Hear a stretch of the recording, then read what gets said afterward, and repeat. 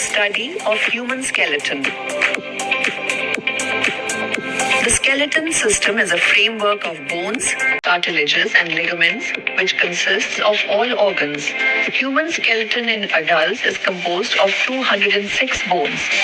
Basically, human skeleton is divided into two categories: axial skeleton, appendicular skeleton. Now let us discuss about axial skeleton in detail. Axial skeleton. Axial skeleton consists of the skull, hyoid bones, vertebral column, thoracic cage.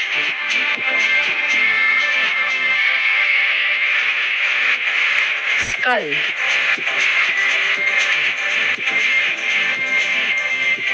The skull is the framework which supports organs of vision, hearing, smell,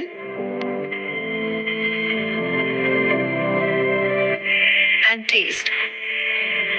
The skull is mainly divided into two parts: cranial bones, facial bones. There are 8 cranial bones and 14 facial bones.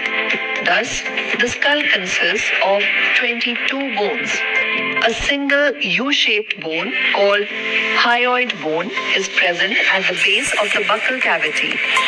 The skull supports musculature and structures of the face and forms a protective cavity for the brain. Vertebral column. The vertebral column or backbone is S-shaped, which consists of 26 vertebrae. The vertebral column. Thoracic cavity.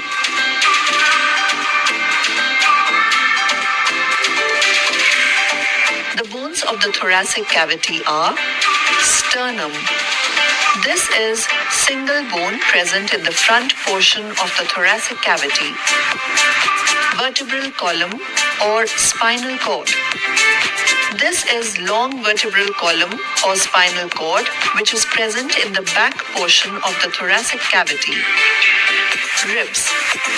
The both sternum and vertebral column are connected on either side with ribs. This is also called as rib cage.